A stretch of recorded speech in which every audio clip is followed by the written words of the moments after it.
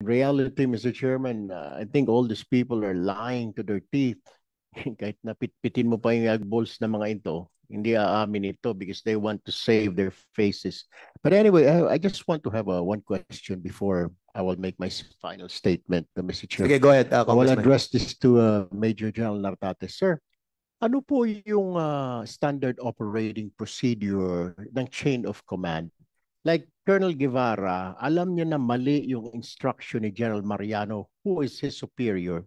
What will he do next? Kung alam mo na mali yung instruction sa'yo na superior, will you go to the higher level, to the next ranking officer, a higher than General Mariano? Can you tell us, please? Can you enlighten us all here? Tama po yun, Your Honor. Kung merong utos na illegal or merong utos na in conflict with the certain policies or procedure, ay dapat magreklamo siya either sa superior officer niya, direct superior, or he can go up. No, Marami superior officer General Nartates is a superior officer niya, General Mariano, dahil andis sa DSOU, tama?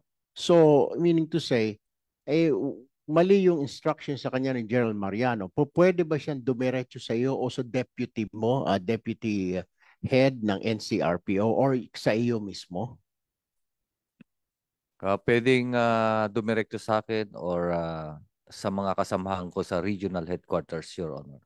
Alam naman po ito, General Nartates, na lahat ng mga officers natin ng PNP, pagpasok po nila sa service, ito po yung tinuturo, yung chain of command. Tama po ba? Tama po yun, Your Honor. But in cases na ganito, na involved mismo ang iyong superior or direct commander, pwede kang pumunta sa level ng next level after your commander, Your Honor. Pwede ka rin hindi mo nasundin because alam mo na mali yung instruction. Tama po ba? You won't get in trouble if you don't follow that order. Tama po ba, General Nartates? Tama po yan, Your Honor. Now, Mr. Chair, I would like to direct now my statement to General Mariano. General Mariano, I think you are a disgrace to the Philippine National Police, especially to the officers' corps, especially to the high-ranking officers of what you did. Obvious po na nagsisinungaling ka. Obvious po na pinagtatakpan ka, pinipilit nito mga tao mo sa ilalim. Pag tinatanong sila kung kaninong kasalanan, ayaw kang ituro. Pare-pareho naman ho kayo mawawala sa serbisyo. Natatawa na lang nga po itong mga senior officers na mga kasama niyo ho dati, si Colonel Busita, ngayon ay congressman, na si General Acop, na ngayon congressman na rin. You guys are all lying. Mr. Chairman, I hate to say this, parang binabastos ho itong committee mo. Kaya if you would, Mr. Chair, and I don't know if our other congressmen here, our committee members will agree with me.